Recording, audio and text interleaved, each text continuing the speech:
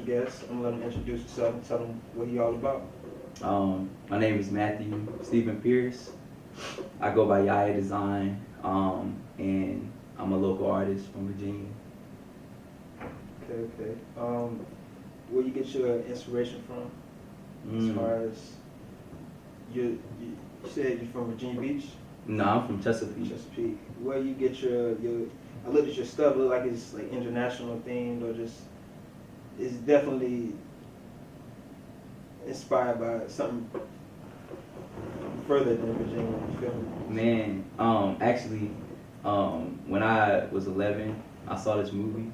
It's called Spirited Away, and it's by a director named Hayao Miyazaki, and I believe it was a bathhouse. It was based on a bathhouse, either in Thailand or Taiwan, but he's Japanese. Mm-hmm. And when I saw the movie, it was so unfamiliar, and they had tatami mats, and they had like the upturned roofs, and so many different things that we don't have here in Virginia. And I just gravitated towards it, and I think that opposites attract. So it was such a east-west, Mm-hmm. and just that feeling that I got from that movie, the aura, from the movie, it was like I want to It took you there. yeah, I want to recreate this and I want to feel this forever. So I've always looked to Japanese culture and East Asian culture for the inspiration for a lot of things that I'm making now. How do you do your art? You do oil-based pans or? I do everything, but as of late, for my recent stuff, I use graphite to render it and draw it on any type of paper, and then I scan it into my computer, and I rework the colors on Photoshop, and sometimes I print it back out, and then rework by hand, scan it back in, and I keep doing this until I'm pleased with the result. So. You do customs for people? Or? Yeah, I've been doing a lot of commissions. Mm-hmm. That's kind of how I've been making my income lately. But yeah, a lot of album covers, mixtape covers, Mm-hmm. Logo design, fashion design. Yeah, a lot of people say you need an artist for stuff like that. Yeah. That's good.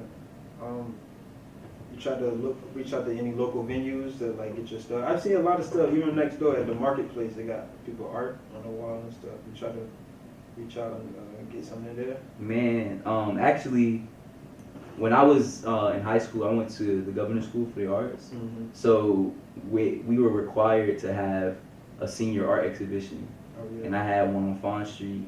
And during that time, that was the time where it was like, I'm gonna go here, I'm gonna get my stuff in this coffee shop, or I'm gonna get my stuff in here.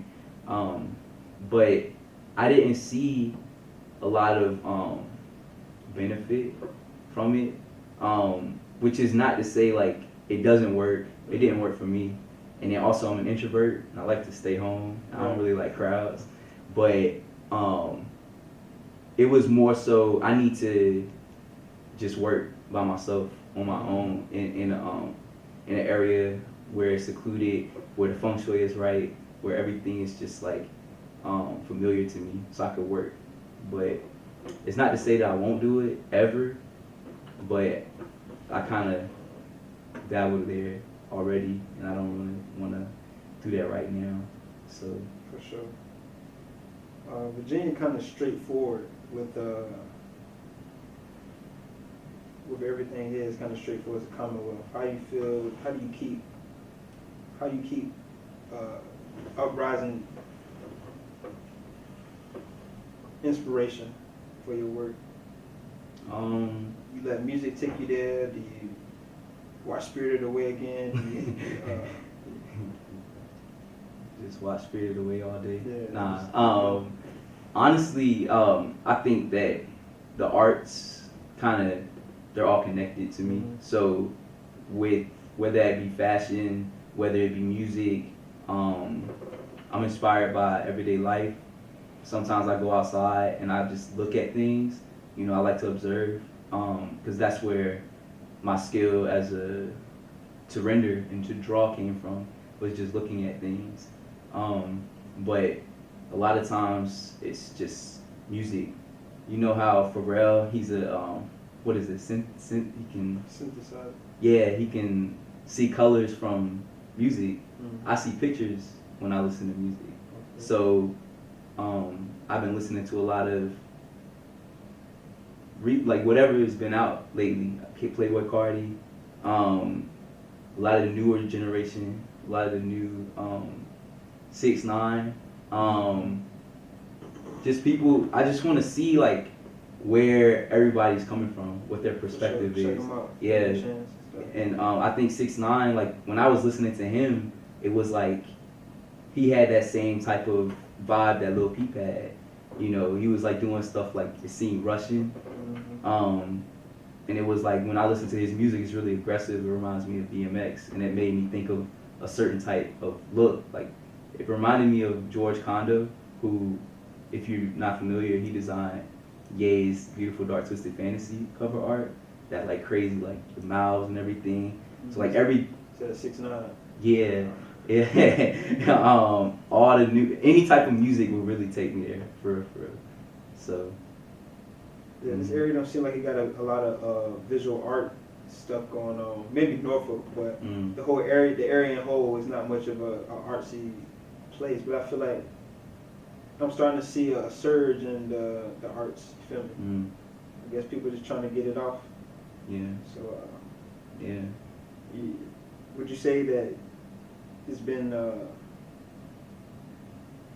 you've been approached more to do more stuff with people because there's a lot more people creating now, or is it always been like that and I just been on the raw? Man, I think I've been getting a lot more opportunity because I've grinded for it. You know, I don't know what it's like for other people who are artists, because I do know the scene here is not as popping as it is in New York or Seoul or Paris. But as for me, I had to like just continue to do it over and over and solidify my name.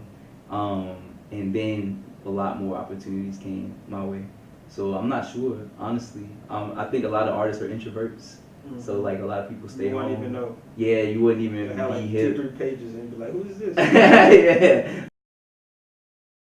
What's your VA playlist? VA, like clips. No, not specifically from VA, but you talking about right now? What's going on? Right now. Pape, BO, CEO Mob, Young Money Young Crazy. He been going crazy. Nino Skies. I ain't heard of him in a minute. Man, he's cooking up right now. He's a good friend of mine. I've heard. It's like, it's crazy, bro. You seen the progress? Yeah. Michael 7, anything he has his hand in. Lou Alex. Man, there's a lot of people doing their thing.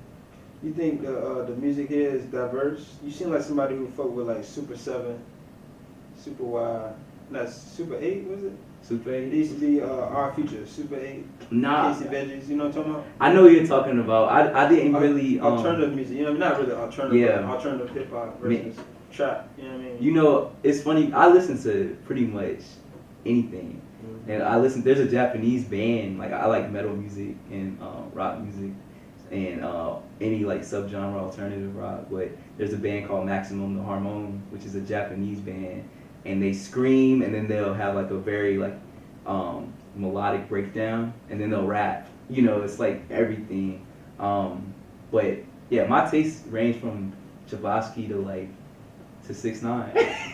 You know, like when I see your artwork, you know, Subtract kind of made me think of Subtract and Sampha and a little bit kind of like not like Sampha, but you know, Sampha is or like Daft Punk. You feel me? Like the colors, you know what I mean? Yeah, I fuck with Daft Punk. I literally was just listening to Random Access Memories yesterday. I feel like a lot of people, especially in arts, not in arts, music-wise, people try to go too hard and forget they're doing it for the wrong reason. You feel me? Nah, I agree with that. You know, everybody not a gangster, bro. Yeah, so it's like, but you can tell who's doing it for because they enjoy what they do. Right. Somebody that's doing it because they got self-esteem or pride thing going on. You feel me? Yeah. It's kind of clear because, you know, I can always tell authenticity. There's some people who do it where it's like, this is a quick check. For And sure. some people do it, this is for the love of the culture and for making music. And, you know, so I can always tell the difference. So I know what you're talking about. When somebody say somebody's going like commercial or like appropriating, what does that mean to you? Man, that's a good thing. Commercial. This example, I see Gary Vee. I see him talk about. I see him bring, you know, Gunna or T Grizzly or some other like rapper that he has nothing in common with. He just like the music. You feel me? And he bring them on his show. He don't bring Luke Bryan or, you know, anybody else is popping. You know what I mean? And who's to say that he doesn't listen to these artists? But you feel me? Like, I feel like sometimes people like that try to sway their way to our culture to get that following, that backing. You feel me? Yeah. With art, you see that? Would you see that happen in art? Like somebody will try to, like these big brands will try to, you know what I mean? Yeah, that happens. Like how many street artists who do graffiti are really like into Pepsi that heavy? So the Pepsi would make a billboard or something with graffiti like thing. You know what I mean? Yeah, it's more like, you know, because when I think about commercial, some people say selling out. I think that when you're commercial, that's when you start to generate revenue doing what you were doing already. But as far as these big corporations or the industry itself, it's twisted.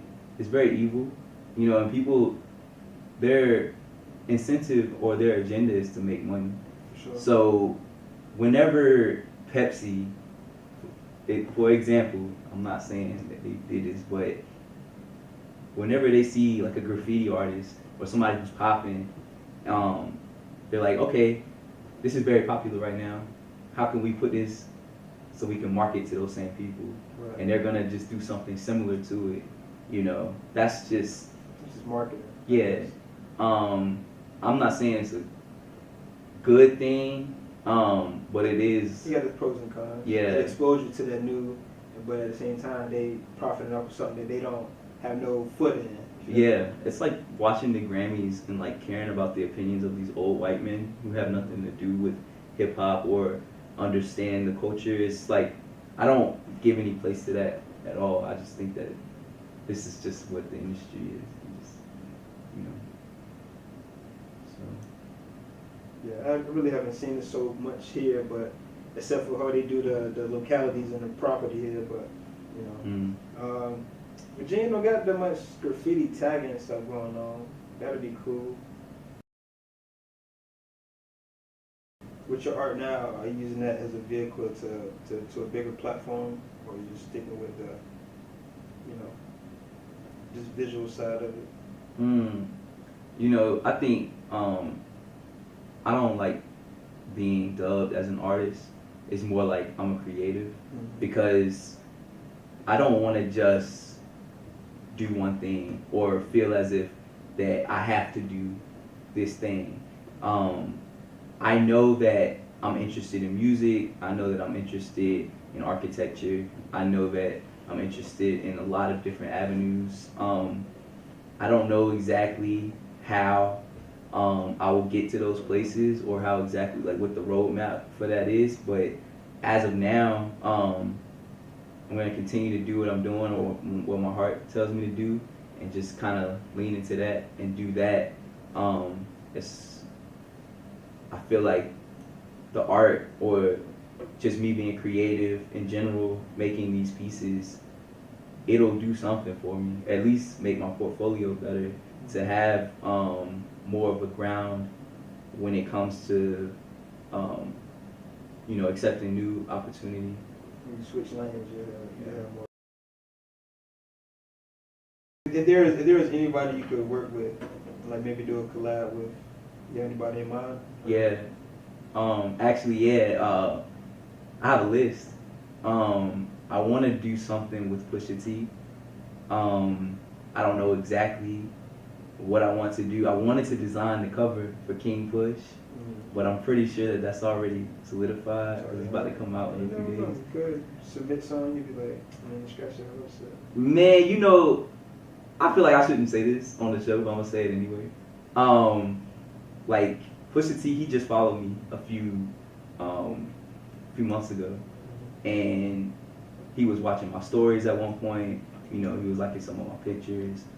He would like my comments on random things, and I started sending him DMs. Like, I designed my perspective of the King Push album, you know, and I sent it to him, and he saw it, and I saw him start to type. You know how you can see the thing, and he didn't say anything, you know. And then I sent him another one. The little eye popped up. He saw it. He didn't say anything, and it's funny because I was talking to my brother about this, and he was saying like, Push is this is where he is right now, and this is like where I'm at, and it's kind of like we're not contemporaries right now, and I feel as if though he won't use it or he won't do it because I haven't reached a level yet that he wants me to be at, you know, because it seems as if he's checking for me right now, and it's like okay, but he's waiting for me to reach a plateau or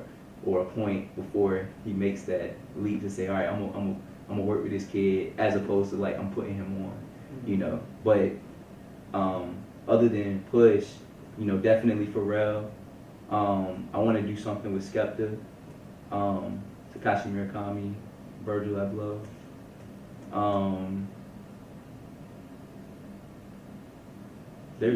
I have a list, bro. What about customs, like shoes, kicks, shirts? That'd be dope. I can see the realistic side of me says that Adidas would give me that opportunity. But it would be cool to do with Nike. But from seeing like other people's journeys or what they've had to go through with Nike, it seems as though they don't give as much creative control as a brand like Adidas. But yeah, that'd be sick to do custom pieces. Louis Vuitton maybe. Yiia. I also want to do something with Kanye.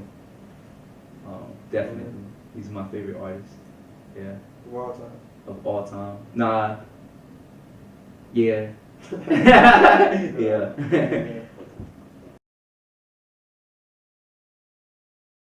Where do you see architecture and technology going in the next 20 years?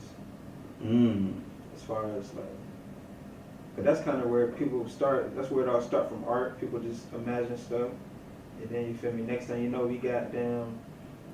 You know what I mean? Yeah. So, man, that's a hard question because technology evolves so quickly. I think it's the fastest evolving field like that on this planet, you know.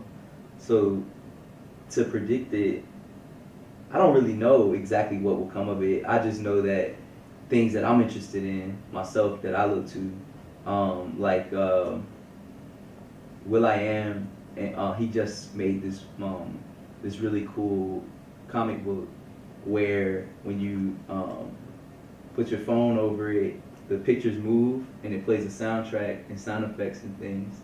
It's really sick, bro. It's so dope. I haven't gotten the book in my hands yet, but I saw them. They did it on Breakfast Club. But that's something that I see becoming more prevalent. The VR.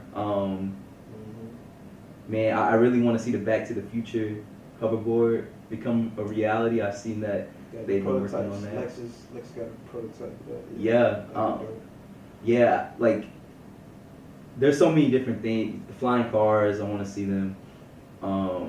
There's, as far as architecture, rotating buildings, they got big man, and stuff like that. Yeah, I saw that they had done some plans for some stuff like that in Dubai. I don't know if it's solidified yet, but that'd be really sweet. You know what? When I get my money right, I'm gonna go to Japan, man. I'm gonna tell you to come with me, man. Word. That shit dope. Word, bro. Nintendo Land. Yeah. That shit over there, man. I went to Japan. For real? Yeah, I was in Well, I was in Seoul first, in South Korea for 4 months, and then I went from there to Tokyo, and I stayed there for only like a week. But Japan is like the sickest place ever, bro. Like we went to Akihabara, and then we were in Ueno and Shibuya, but the architecture and the just the buildings, the old and the new fused together, and then you have all these crazy LED lights.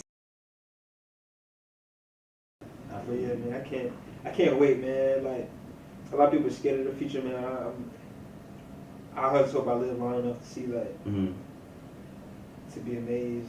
Like, I mean, I'm amazed now. A lot of people don't understand how long that's been around. Somebody just staring at their phone, getting it all in. Like people don't understand how long that's pretty much new. You know what I mean? Because when we were kids, we really didn't have that. Yeah. Really, like, maybe like 10, 15 minutes really typing the text. Yeah. You got a text, but now it's like. Yeah. So. How old are you, bro? I'm 24. Okay, yeah, I'm 23. So it was like we were kind of like in the turn of the century. Turn of it. You know, so like we didn't have it, and then it became, and we had dial up. My son is 3, and he's on the phone more as a 3-year-old on a daily basis than I was like middle school, high school. Yeah. He's what, Generation Z? I don't know. My baby brother, he's 11, and he knew how to unlock my phone when he was 3. See? You know what I mean? And it was like it was crazy. Like he knew how to use the iPad. He knew how to unlock my phone. He always looking at a screen, and he just understood. His knowledge on technology and like STEM and IT and everything is gonna be like crazy when they get older. I talk to a lot of older people. They don't understand. Even now, they don't grip the concept of how much information we hold in our hands. They'll ask me something instead of Googling it. You feel me? Yeah. I'll be like, dog. Yeah, like what are you doing? The answer's right here. But like somebody younger, my sister, you know what I mean? She 8 years younger than me, so she'll do that in a heartbeat. Yeah. So it's really a big gap. Yeah. But next 10, 15 years, man, it's gonna be totally different. From VR to contact lenses, you could be on your browser through your eyes. You feel me? So yeah. Holograms. and it all start with artists, man. Somebody got to draw the graphic user interface for that. Yeah. So. Yep. I probably won't be doing that kind of stuff, but I could. I know I could like put myself in that vein. How far are they gonna go after 4K? Who's gonna be?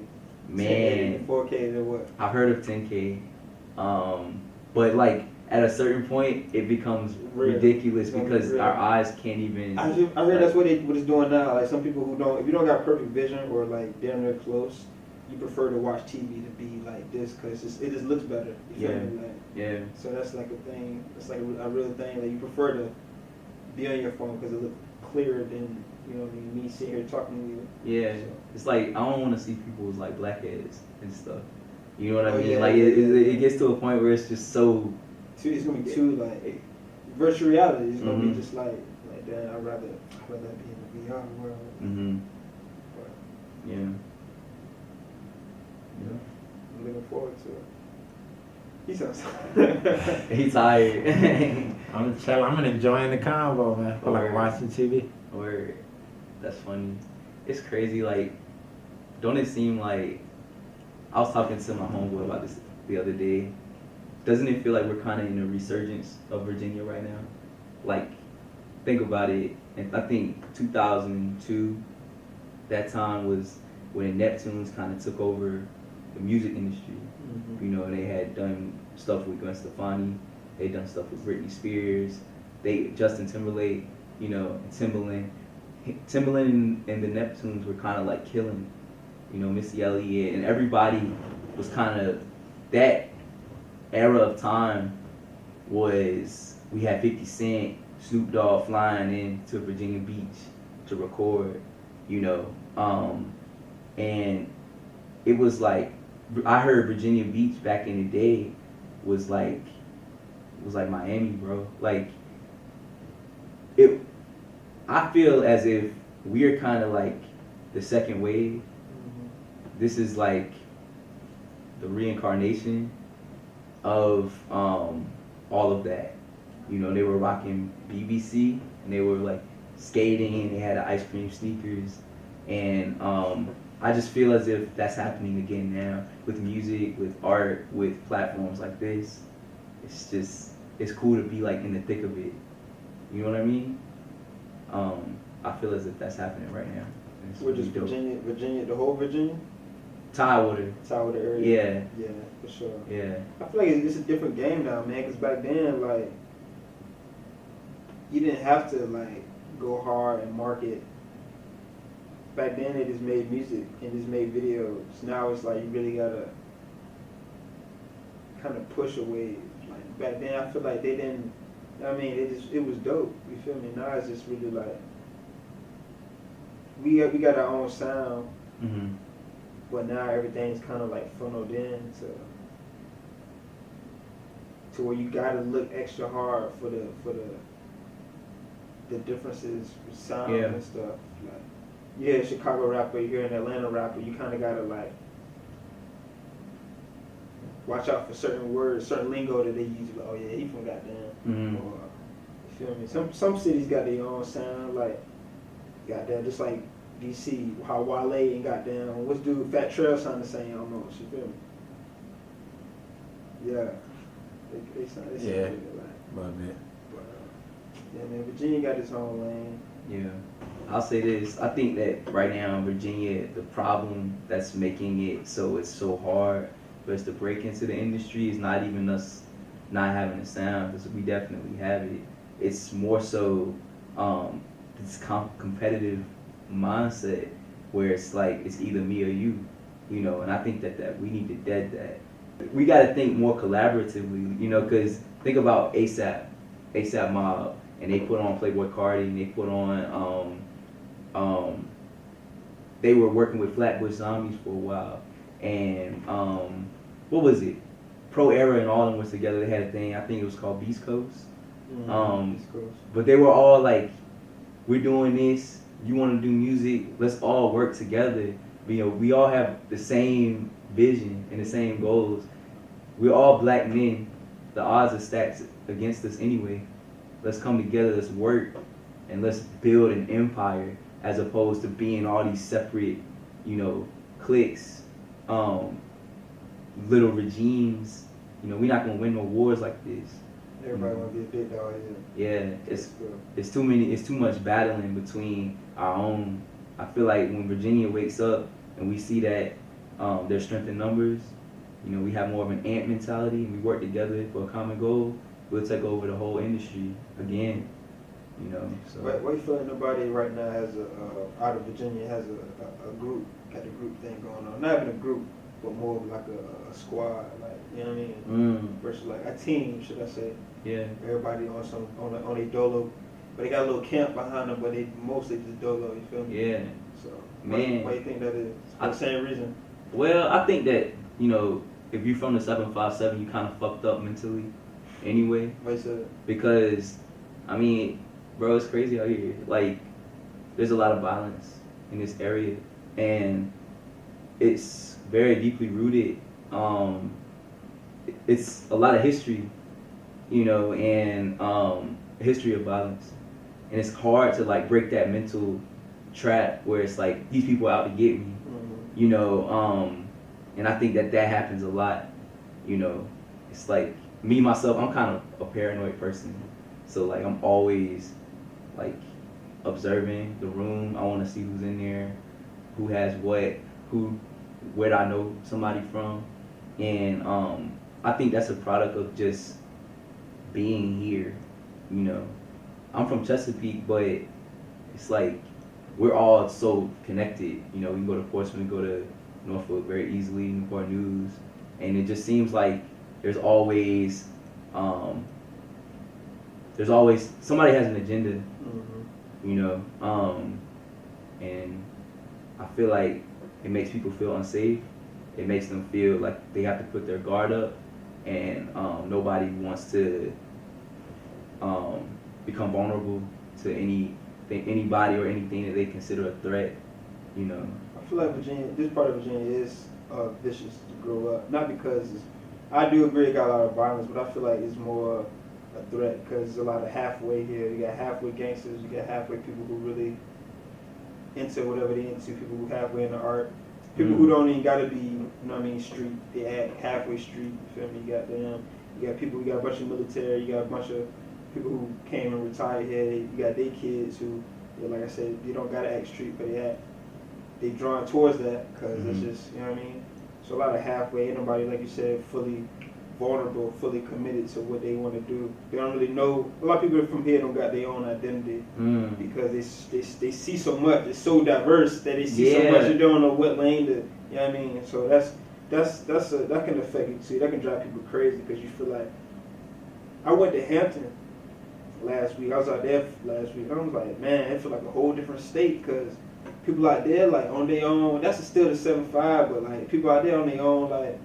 You know what I mean? They ain't worried about shit on this side. Yeah. They ain't worried about coming to the ocean front or goddamn what's popping in Norfolk. Like, they just, you know what I mean? So. That's crazy. It's crazy. I never really thought about why until now. You asked me the question. It's like too much going on. You got the people in the Navy, like that kind of group. You got 2 schools, a black school, and then ODU and shit. Then you got ODU diverse, and then you got like, there's too much going on. Yeah. I mean, that's good, but it's not enough outlets for everything. It's not big enough for goddamn that melting pot shit. It's like a small, diverse Yeah, it's crazy. It's like we're all so diverse, but we live in close quarters. It's not even that diverse. Like, you ain't got no Indian community. You do, but like it ain't really no Indian community. Just like a neighborhood with a bunch of Indians live out there. But you know what I mean? But yeah, bro, it's wild. Like, you know, I don't know. Honestly, like I think another thing is just everyone wanting to be so self-reliant, you know, which is cool. You know, you should be able to depend on yourself, but I think people take it to the extreme where it's like, I don't need anybody else, or I don't need y'all, you know. And I know that a career can only go so far by yourself. For sure. You know, you're gonna have to, because we live in this big world. It's not just us. There's other people here. I think that competition or that competitive mindset is very prevalent here. You know, for whatever reason, I think it's because of the sports. You know, we really go crazy on sports. You know, and everybody's like, I gotta beat this guy so I can get the scouts to look at me so I can get drafted. You know, I don't know. There's so many different factors to that question. I don't know why it is like that, but I feel like everybody, even in this world, man, going through a weird energy, a weird space of energy right now, man. And I really see it out here too. A lot of people getting more vain, getting more vain out here. Everything's getting visual, becoming visual. And like I said, with that stuff earlier, man, shit just being so diverse. It's like, you know how people get put into categories? I feel like out here, like, it's really, I can count on one hand how many categories people fall under. Most people fall under, you feel me? So I don't really like that. It kind of drives me crazy to the point where I kind of want to get up and just leave.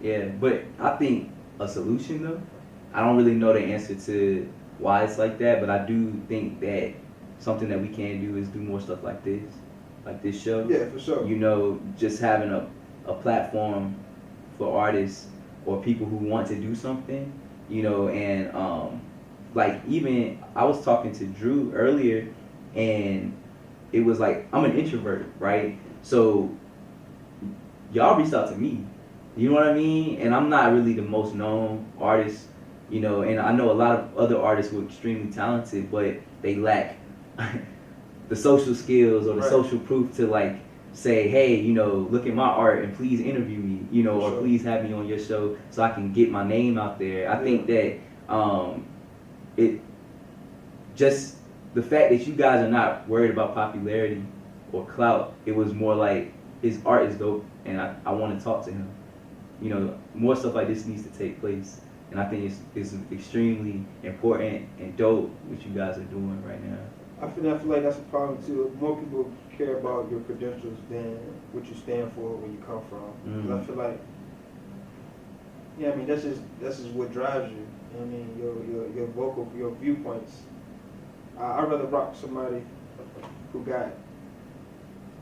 just, you know what I mean, a different mindset versus somebody who, you know what I mean, they might could do more for me, but at the end of the day, that'll be it. All right, bro, good working with you, shake your hand and be out. Versus somebody that, you know, we could talk on multiple points. It's about stuff, you feel me? So, Yeah. stuff like that is way deeper. When it's needed.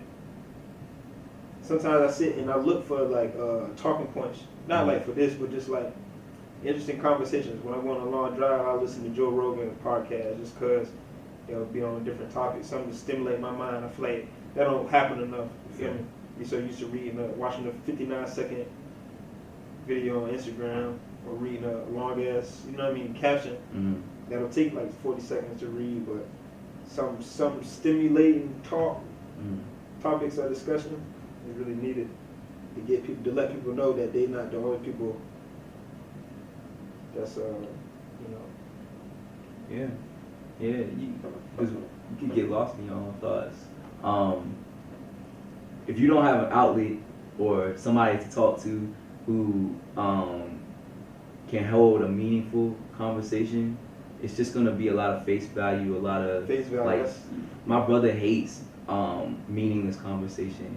You know, if it's like, hey, you know, how you doing? What you been up to? He's like, bro, like, there's important stuff going on right now. You know what I mean? Like, you gotta do behind ulterior motives and stuff.